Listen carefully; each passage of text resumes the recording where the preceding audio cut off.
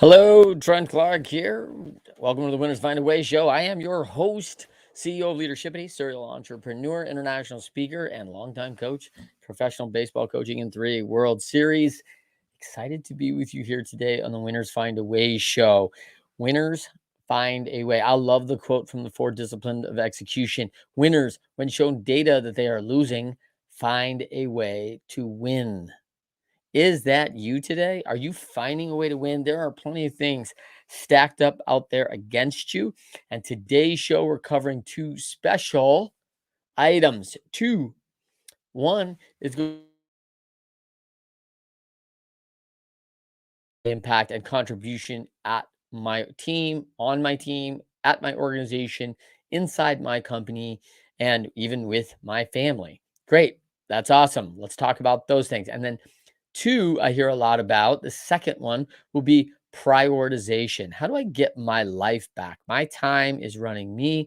I feel like the tail wagging the dog. It's beating me up, and I hear it a lot. And we are busy, busy, busy, busy. There's so much to do. So let's get into it today and first talk about that daily impact item. I like to have a 1-page sheet, front and back, with 6 days listed on there. On the front is Monday, Tuesday, and Wednesday. On the back is Thursday, Friday, and Saturday. I do not work on Sundays. Sundays are a family day for me. I am not prioritizing anything. I am not contributing likely in that day, but I have a 6-day schedule of prioritization. And some people have 5, some people have 4. Like, hey, we work off summer schedule. I'm really killing it Monday through Thursday. And then boom, I'm taking the weekend off. If you get very good at this, watch out, because you will become an impactful team player that most are going to want on their team. And I think that's everybody's kind of desire, is like, hey, how can I have impact where I'm sitting? How can I do this really well? So that first item in this item is the top 5. What I will do is I will show you a little bit this sheet and what that looks like. You can also request this sheet. So if you are interested to get this sheet in advance, there are 2 ways that we do this. We do this in a couple different ways. We do this with first going out into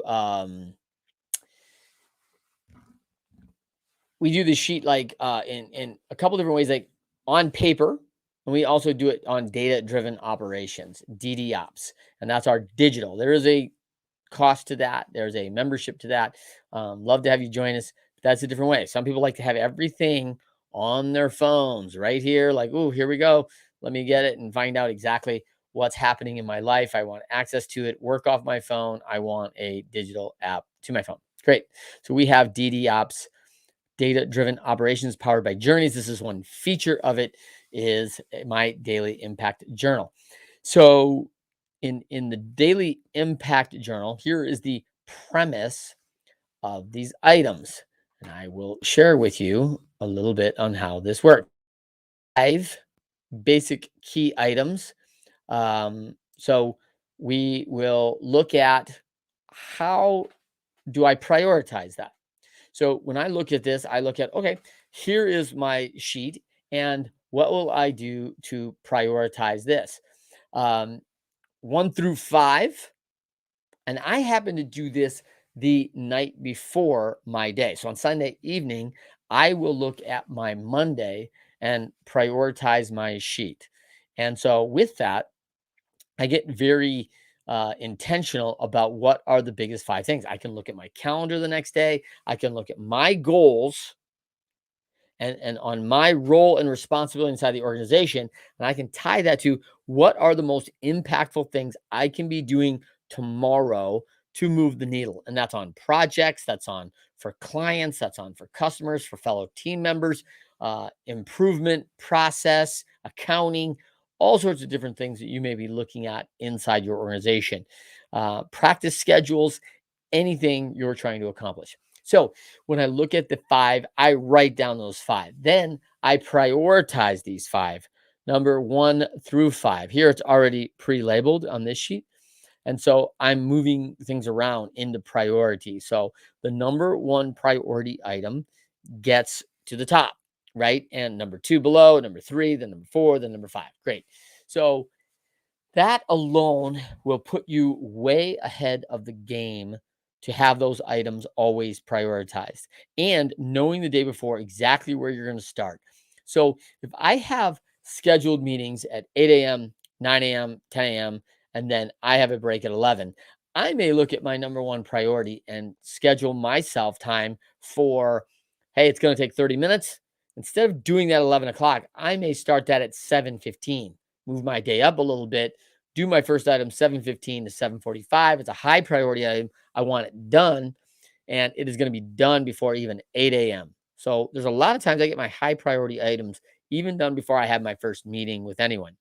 And if you have a 10 a.m. meeting, you may be able to knock out one, two, or even three of your priorities before a 10 a.m. meeting. So I am prioritizing these items on my calendar. I can put that time in. If I think 30 minutes is what it's going to take for number one, and I estimate that time, I put in my schedule for 30 minutes. Now, my assistant she can schedule over that if it warrants it, which is great. She usually asks me, which is also great, if possible. But if she feels like it's a discretionary, very important item, she can do it. So great. And so what happens if I had planned 7:15 on 7:45 and on Sunday evening or early Monday, someone decides I want to take a call, a different time zone, and needs me at that time, and it's pressing. So that's tough because now my number one slot just moved to 11 to 11:30. So now instead of having my number one 7:15 to 7:45, my number two 11 to 11:30, my number three at 2:15 to 2:45, like wherever my break is in the schedule. I'm planning those things out, and I'm also planning for what if they take an hour. Great. Some of these things, your highest, most impactful item may only take you 10 minutes. It may be a 15-minute slot that you can put in, knowing you can get it that done in that time. That may be a very important email that needs to go out or a very important short phone call. Any of those things you can prioritize. Now, we already have calendars of important events that are already existing. So we're working around those items. What happens at the end of the day if four and five don't get done? Like they just never get on a schedule. It's a busy day. I have completed. I will not leave my day until the top three are committed, complete, and done. That's very important to me.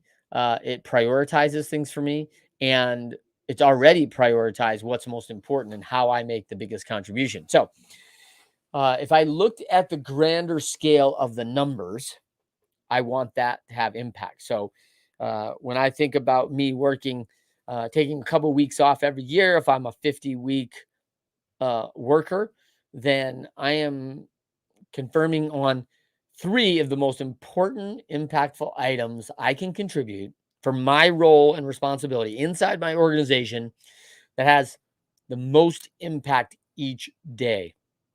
So if I did that 5 days a week on the 5 work days and I did three, that's 75. That's 15, right? 15 per week times 50. It's 750 of the most impactful items of contribution I can make to the organization. So I have to be very thoughtful on what's most impactful. So as a coach, I'm often vetting my team members' most impactful items. Like, is it in fact the most impactful thing you can be doing? You may need to do some coaching on that with your team members. You maybe need some coaching on that yourself. Like if you thinking like, hey, go out and get the mail is going to be the most important items when you have 40 other people in your organization can doing that, that would be a higher priority for them than you, then why are you doing it? So we have to look at that priority. Two is that when your organization has 100 people in the organization that prioritize their three things every single day under their role and responsibility, then you have 750 times 100. So 7,500 of the most impactful items in an organization that size has massive impact to your bottom line, to your ability to be a great company, to your ability to sustain that level of production and expertise. And that is gigantic. Um, when often we see proposals out for work and companies submit their proposal and they are not in the top 20%, meaning they were not selected for the work. So what if they're number two? Well, if you're number two, you are in the 21st to 40th percentile, right? So you are not in the top 20%. So when I say, hey, what do you call the top 20%? I call them hired, right? Because they are going to get the referrals. They are going to get this continued work. They are known for being diligent, impactful, prioritizing the big things, knowing what needs to be done, hitting deadlines, all those critical things. So these little daily items, you can see very quickly how they can impact an organization and becoming a championship organization of coachable champions that are adapting to their structure, to their priority schedule, and leaning inside the most impactful items. Now, some folks ask, like, how do I know what's most impactful? One of the key things about knowing how you best contribute is being the best in whatever seat you're sitting in. What role and responsibilities do you have in that today? And I like to use the example of having a localized store and saying, I think I would make a great regional vice president for the organization. Um, but my local store that I'm in charge of is not doing well. In fact, and compared to the rest of the local stores, I'm the ninth of 10 stores in productivity. And so district wide, I don't shine. In fact, likely the next role to get is that district manager level that you're managing the 10 store leaders in these 10 stores. And they're likely looking at the person who is number one and number two in each store, who's running the most productive, most efficient, who's doing very well inside that individual store. Because that's the only thing they can judge us on is how we're doing in our current role and responsibility. So while I may be and have the tools to be a great regional, I probably going to get passed over if I can't first be a great local leader, and then a great district leader, and then a great regional leader, and then that'll get regional vice president running all the districts inside that region. So it's a challenge that a lot of folks don't always understand. And where do we find these roles and responsibilities inside your organization? Well, I like to return right to your job description when you were offered the position. That may change over time, but when you are offered a new position and a new role inside the company, often companies post a job description. They post a job on the job sites. We have an opportunity inside our organization. This is what it looks like. These are the things we need. So we know with a lot of clarity, these are a lot of the roles and responsibilities. Now, setting KPIs, setting goals around that may be the job of your boss, right? Of the person who's managing you at whatever level you are. But make no doubt that having that roles and responsibilities and being thoughtful to that prioritizes what your most impactful items are. So we have to know that with clarity. So that's a huge part of this. All right. So if you want a copy of this daily sheet where you can see, hey, we can do all these things, look at them, see the sheets, you get 2 pages of this, right? Both uh, um, front and back. You can print these, and these are this in particular is a fillable PDF, so you can fill out information. So you can do this quote unquote digitally. So if you can look at it a little better, or you can print it and write it in yourself, handwritten, carry your paper around, you get a very good visual of the week. Now, if it is Tuesday and I need to have something that comes on my list that's very impactful for me to do on Friday, I can easily take my list and write that down into the priorities on Friday. Now, it may not be the number one priority by the time I get to Friday, but I can put it in there and at least I can see that and see where that I have to consider this for Friday. That's going to be very important. And this is the date that has to be done. And We do this already a little bit with our schedules because there's a scheduled event, we put it on our schedule. And what I like to tell people, and this is very important about your schedule, is what happens on your schedule gets done. I would say that 95% of what's on my schedule happens. And so, yeah, hey, is there a cancellation on 1 out of 20? Yeah, something may happen. We may have a adaptation. We may have to delay. That's fine. But 95% actually gets done. Now, I have many things that I'd like to get done. And think about your weekends at home. You got your list of to-dos and, oh, I'd like to get this done this weekend. You have many things that don't get calendared that you'd like to get done. And out of my items that I'd like to get done, I would say 25%, maybe less of those things I'd like to get done that are not on my calendar get done. I may be 4. And is it 1 in 10? Is it 1 in 5? I don't know. But I will tell you that if it's not on the calendar, oftentimes it doesn't get done. We have a reminder, we have all these things set up in calendars and it also somewhat dictates our time. All right. So if you want a copy of that daily impact, you can email me, you can DM me on Facebook or LinkedIn, and you can just simply put, you know, daily impact. And if it's a DM, I will send it back to you. But likely put your email in, and we will email this sheet to you so you have that for your record. All right. Let's talk about the second tool today, which is prioritization. I keep hearing this word. I'm having struggles with my team. They don't prioritize well. They don't know what they need to work on. So my first question always is everyone is everyone clear and have clarity around their role and responsibility and how they best contribute in the organization? Question number 1. And you'd be astounded by how many times that answer is no in organizations. So one of the first reasons we have a problem with prioritization is we haven't prioritized to communicate how you best contribute. What are the key items of responsibility and the key contributions you can make, and what is your role inside that, from decision making to managing to all those things. So that is a challenge that I'm seeing in all sorts of organizations. So that is first and foremost. Now, in prioritization, we have a category and another program where we develop key elements of a time audit.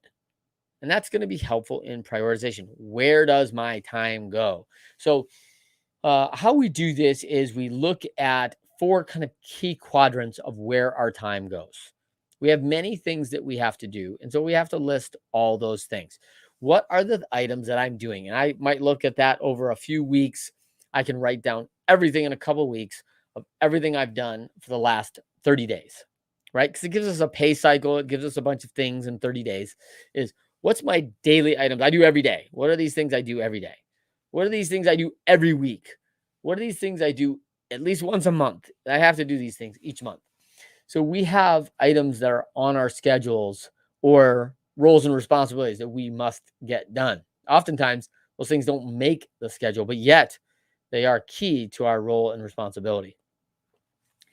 We're going to categorize each single item, each single activity, both in quantifiable time, right? We're going to consider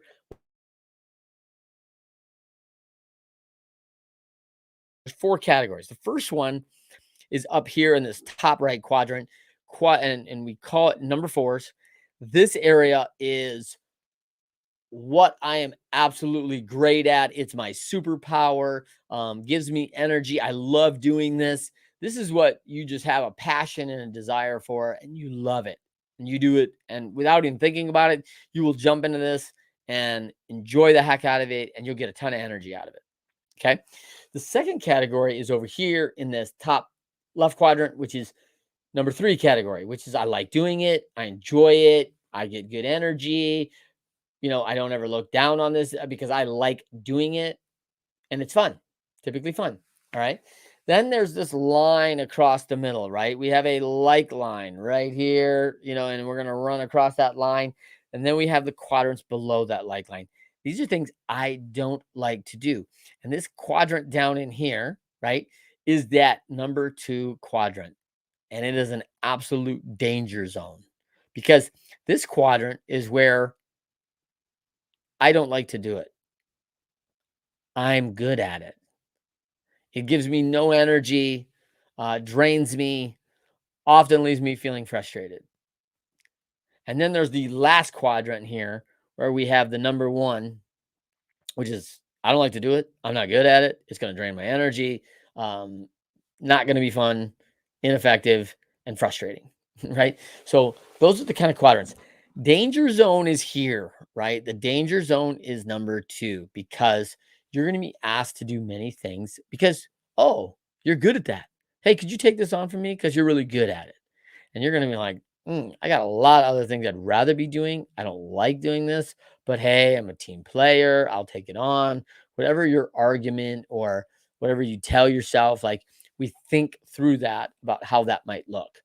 But at the end of the day, when you get all your items in and you realize all your hours, first of all, you're going to quantify those hours. So, how many hours am I working a week? Well, I think I'm only working like 40, 42 hours. And then when I add up all my items, I'm averaging 55 hours a week. Maybe this is the challenge that your family's having. You don't feel so engaged when you're home because, hey, I gotta, you guys should go watch the movie as a family because I gotta go knock out, a couple hours on this project. So I'm just gonna be back in the den or the office or back working in the bedroom and getting my stuff done or at the kitchen table. We're doing that all the time. And maybe we're not prioritizing. Maybe a bunch of these items we need to consider what are we going to do with them. So when we consider these items below the like line, we got to consider okay, these two or elimination. We're looking on either one of those things, right?